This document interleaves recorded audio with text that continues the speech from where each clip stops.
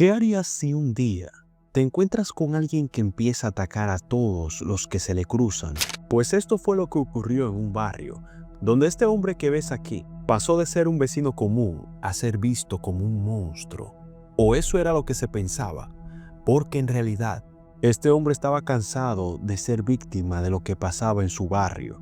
Harto de que las cosas no se resolvieran por las buenas, las cosas tuvieron que pasar por las malas. Este es el caso de Daniel Guerrero, y te lo cuenta Craitano. Daniel Román Guerrero Tavares, o conocido como el Ebanista, nació el 9 de agosto de 1973 en Hato de Mana, Higüey, República Dominicana. No se sabe mucho de su infancia, pero según los que lo conocieron, su infancia estuvo marcada por la oscuridad. Se dice que presenció un evento traumático a corta edad. Su padre, quien era militar en aquel entonces, apuñaló a su madre y luego se quitó la vida con su arma de reglamento. Además de que el pequeño Daniel recibía golpes por parte de niños mayores, haciendo que este escenario lo impulsara a defender lo suyo, llevándolo a practicar karate, alcanzando incluso el tercer dan de cinturón negro, según su hermano. Con el tiempo, Daniel ganó notoriedad en Villa Pereira gracias a su habilidad en la carpintería. Además, Daniel era apreciado en su barrio, conocido por no meterse con nadie y dedicarse al 100% a su trabajo como ebanista. En su tiempo libre, Daniel se dedicaba a la apicultura. Tenía un criadero de abejas en las afueras de la ciudad, el cual le proporcionaba ingresos extra con la venta de miel, permitiéndole cubrir ciertas necesidades adicionales. Además de esas actividades, disfrutaba de la caza y el buceo. Todo parecía ir bien en la vida de Daniel. Sin embargo, en el 2020, todo dio un giro inesperado, pues su taller comenzó a verse afectado por la ola delictiva que había en su barrio. Las autoridades no hacían más que burlarse de él y no tomaron en serio sus quejas. Esto solo hizo que la frustración e impotencia de Daniel solo creciera más y más. En el barrio, se rumoreaba que los ladrones eran nada más y nada menos que los amigos de su hijo mayor, lo que empeoraba la situación. Entre los supuestos delincuentes se encontraban Eliezer García Mota, alias Quemao, Fernando Joenny y otro que se hacía llamar Dani, pero su problema era con Aneury Caraballo, alias Motoconcho, quien era conocido por causar problemas en el barrio e incluso tener roces con el mismo Daniel. Daniel siempre se había destacado como un mediador, alguien capaz de resolver los problemas sin que las cosas llegaran a mayores. Por eso, en varias ocasiones, intentó lo que se consideraba la única opción viable, la mediación. Los jóvenes que le traían problemas no le eran extraños, pues los conocía desde su infancia y ya eran amigos de su hijo. A pesar de todo, Daniel mantenía la esperanza de que a través de una conversación pudieran alcanzar un entendimiento y encontrar una forma de convivir sin recurrir a la violencia, pero sus intentos fueron en vano. Las palabras que él ofrecía parecían disolverse en el aire, sin eco alguno. Cada esfuerzo por suavizar las tensiones se estrellaba contra la pared. Pero, ¿por qué molestaban a Daniel? Se sabe que estos jóvenes aprovechaban su tranquilidad para hacer desorden, poner música a todo volumen y fumar sustancias ilícitas frente a su taller, dañando la reputación de su negocio y dificultando su trabajo. El sentido de responsabilidad de Daniel había llegado a un punto en que él estaba dispuesto a hacer lo que fuera necesario para cumplir con sus clientes, incluso si eso significaba asumir pérdidas comprando materiales a último minuto. Su compromiso no tenía límites, pero como si el destino quisiera probar su resistencia, los jóvenes seguían atormentándolo. Era una constante cada vez más hiriente, aumentando su frustración y dejándolo atrapado en una red de impotencia que lo desbordaba. Y cuando parecía que no podía ser peor, días después, ocurrió lo impensable. Su granja de abejas fue vandalizada, el daño fue brutal y las sospechas no tardaron en surgir. En ese momento, algo dentro de Daniel se quebró. Estaba al borde de la locura, viendo cómo su mundo se desmoronaba. Había invertido décadas de esfuerzo, sudor y sacrificio para ganarse la confianza de la gente, pero ahora todo parecía desmoronarse ante sus ojos. La misma policía que debería de protegerlo le dio la espalda, dejándolo completamente desamparado ante la ley. La desesperación lo consumía. Ya no sabía qué hacer. Su medio de sustento, el futuro de su familia, todo eso estaba siendo pisoteado por quienes se burlaban de él. Daniel ya a este punto estaba cruzando la línea entre la paciencia y la rabia, y su mente estaba dispuesta a cualquier cosa. Era tan tal que su desesperación quedó plasmada en un video, uno que mostró al mundo lo que Daniel estaba dispuesto a hacer. Muy buena tarde, gente bella. Mire aquí todo lo que me hicieron esta gente buena aquí. Mucho cariño que le tengo. Aquí me acabaron con un apiario. No me han acabado, me dieron un cocotacito. Me le pegaron candela y me llevaron una cuanta, pero qué va. Yo desesperado por verlo. Aquí estoy yo que no quiero ni comer con tal de ver. Yo le pedí al creador que me diera la oportunidad, nada más, para yo agarrarlo. Que lo iba a hacer que se arrepintieran de haber nacido. Aquí yo tengo una cosita nada más. Aquí yo nada más tengo 25. Una cosita así, traje 25 para acá. Una cosita bien chulísima, pero ya ustedes saben. Wow, y bien que están trabajando. Están trabajando bien de bien estas abejitas. Pero ya ustedes saben antes que el otro que anda trabajando tiene 1100 enemigos y yo desesperado por tirármelo. Yo no tengo gran cosa para ellos, pero no lo encuentro. Ya me tengo que ir cansado a guardar toda esa vaina de balde otra vez. Nada más, trabajando de balde, nada más. Lo mío es trabajar de balde y mana. Y yo desesperado por agarrarlo y por verlo, a ver, porque quiero enseñarles que a los ajenos no se le pone la mano. No quiero ponerle la mano, gente bella, pero ya ustedes saben. Bendiciones, mis calurosos saludos para todos. Que la gracia del Creador no se nos aparte de nuestra vida. La palabra establece que con el sudor de nuestra frente, pero los atrevidos quieren acabar con nosotros. Vamos a ver si el Creador nos ayuda a que nosotros podamos seguir adelante. Y a ver, ellos están calientes conmigo y esa ñoñería no coge esa. Yo le dije que no relajaran conmigo, que tengo el juego pesado y que yo no le tengo miedo a nadie después del Creador. ¿Y qué va? No valen. Van 2 veces que se me meten. Y yo dejándolo y acechando. Ya invertí una movida buena ahí para agarrarlo, ya ustedes saben. Cuando lo agarre le voy a hacer un videito y se lo voy a enseñar. Que hasta que el dominicano no aprenda a ser hombre, no vamos a dejar nosotros de acabar con la ñoñería. Pero este video pasaría desapercibido si no hubiera sucedido lo que nadie se esperaba. El 15 de septiembre del 2022 parecía otro día común y corriente, si no fuera por los jóvenes, quienes alrededor de las 5 de la tarde se dirigieron a su habitual punto de encuentro, el negocio de Daniel. Daniel ya había soportado años de abusos y faltas de respeto. Sus intentos de mediar con los jóvenes y la decencia siempre habían caído en oídos sordos, pero esta vez las cosas iban a ser diferentes. Con una expresión seria y un cansancio acumulado, fue a enfrentar a los jóvenes. Con una voz firme, les lanzó una advertencia final. Les dijo que se prepararan, porque las cosas ya no se iban a resolver por las buenas. Pero los jóvenes no hicieron mucho caso a lo que dijo Daniel. Entre risas y burlas, Dani, uno de los jóvenes, le dijo de forma desafiante que trajera su escopeta, si realmente tenía una, y que se la haría tragar. Daniel no reaccionó como todos esperarían. Caminó tranquilamente hacia su negocio, provocando aún más las burlas de los jóvenes. Lo que no sabían era que esa era la última vez que se reirían de él. En su taller, recogió su escopeta Maverick calibre 12 y salió armado. La primera víctima fue Aneuri Caraballo, alias Motoconcho. Aneuri hacía lo que quería en el barrio. Sin embargo, Daniel le demostraría lo contrario. Cayó al suelo con la primera descarga de disparos. Pero antes de que pudiera rogar por su vida, Daniel, con una actitud totalmente fría, acabó con Aneuri sin mediar palabras.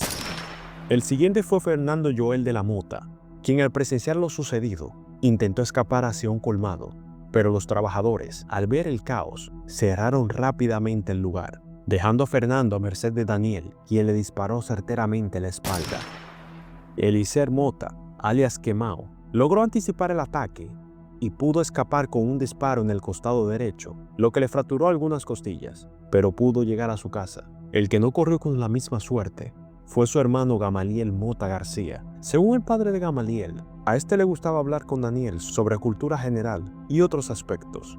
Gamaliel creyó poder dialogar con Daniel para ver si se calmaba un poco, pero lo que éste no sabía era que la ira de Daniel era implacable. Así que cuando este fue donde Daniel a pedirle que se detuviera, este casi por instinto le disparó a Gamaliel, dejando solo a un niño de apenas 1 año y sueños de abrir un negocio. Negocio que casualmente Gamaliel le había comentado a Daniel, pero Daniel no estaba conforme. Para él no era suficiente acabar con los jóvenes. Sabía que después de todo lo que había soportado, aún quedaba alguien por enfrentar. Dani, el joven que lo había provocado inicialmente, y según testimonios de personas del barrio, no era la primera vez que Daniel tenía roces con él. Le dejaba fundas de basura en su negocio. En una ocasión le rayó el coche y en otras ocasiones ha tenido múltiples discusiones con Daniel. Pero él no solamente buscaba problemas con Daniel. Según el testimonio de un allegado de Daniel, el Dani ha tenido problemas con casi todos los que viven en el barrio. En ese momento, Daniel lo buscaba con determinación, pero el destino parecía estar del lado de Dani, quien aparentemente había desaparecido. Según los vecinos, Dani había dejado el lugar apresuradamente 5 minutos antes de que Daniel acabara con sus compañeros. Pero, ¿cuál era el motivo? Supuestamente, y por testimonio del mismo Dani, tenía un dolor de estómago, algo que pareciese lo suficientemente grave como para huir antes de enfrentar las consecuencias de sus actos. Cuando Daniel se enteró de que Dani ya no estaba, la frustración creció, pero no perdió la calma. Sin embargo, los planes de Daniel empezaban a complicarse, pues mientras él intentaba encontrar a Dani, algo inesperado ocurrió. Era una llamada al 911. Un vecino, quien al parecer era testigo de la escena, no pudo quedarse callado y alertó a las autoridades sobre lo que estaba pasando.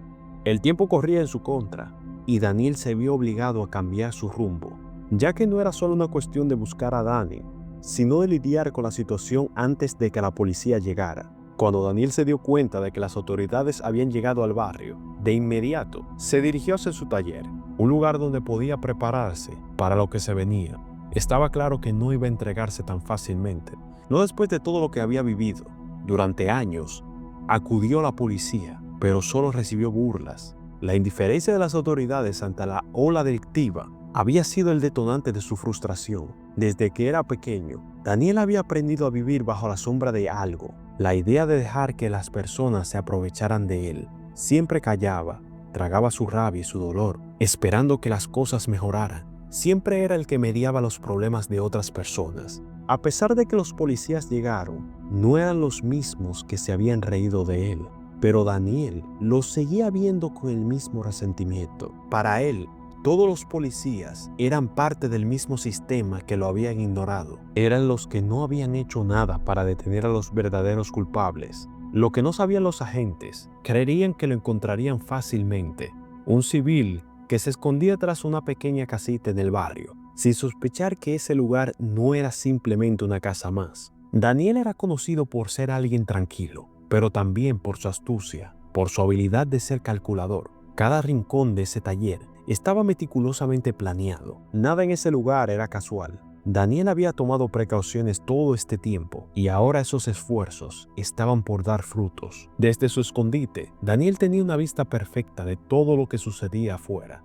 Había colocado puntos estratégicos para saber quién entraba y salía de su establecimiento. Daniel estaba preparado.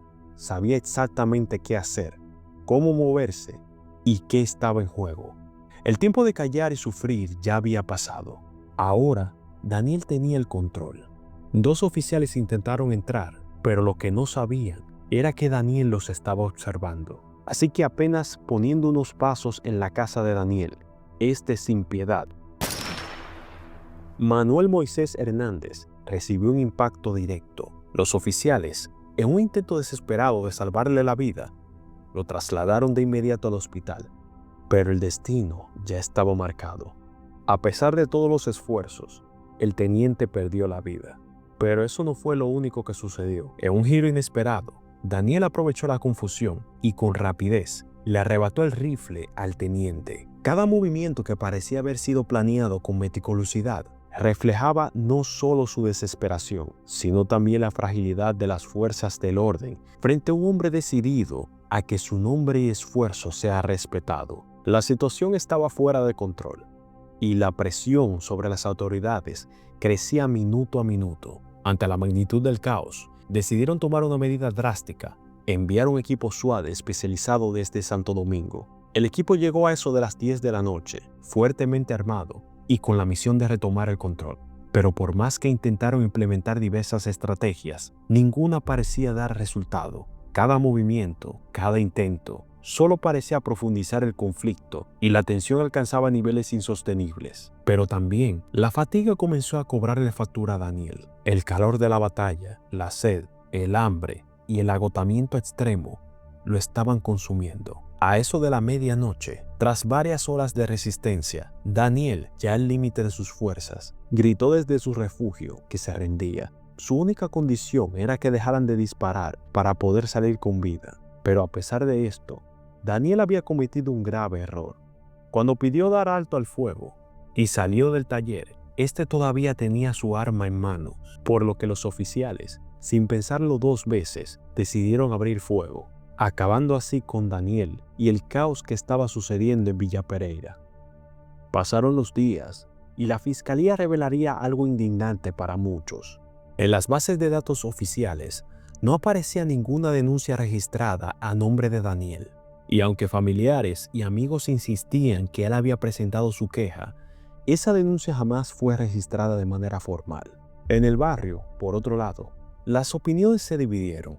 Algunos salieron en defensa de los jóvenes, alegando que simplemente estaban disfrutando de la vida al aire libre. Pero hubieron otros vecinos, aquellos que realmente conocían la situación, quienes desmintieron la imagen que querían promocionar de esos jóvenes. La realidad no era tan inocente como querían hacer creer, en especial de Motoconcho, de quien se supo poco después que había pasado 5 años preso por atacar a alguien con un machete. Por otro lado, la familia de las víctimas no pudo evitar lamentar la tragedia, especialmente los de Gamaliel, quien tenía un futuro prometedor, uno que ahora se desvanecía con su partida. Al parecer, una buena parte de los del barrio parecen aceptar que esto pasó por un descuido de las autoridades. Lo cierto es que, al final, Eliezer se vería obligado a cargar con algo mucho más pesado que la ira o la frustración: la culpa.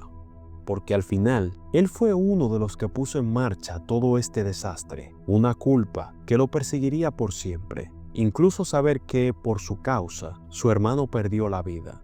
Por otro lado, la figura de Daniel Guerrero dejó una huella tan profunda que, hasta el día de hoy, muchos dominicanos lo ven como una referencia cuando ocurren abusos delictivos en el país. Daniel ha sido fuente de inspiración para muchos y para otros es considerado un verdadero héroe. Y hasta aquí el video de hoy. Me gustaría saber qué piensas sobre este caso, y si lo habías escuchado anteriormente, te leo en los comentarios. Recuerda que si quieres ver más videos así, te invito a que des like. Y si te gusta lo que hago, suscríbete para que no te pierdas videos como este. Te lo contó Kraitan, y nos vemos en la próxima.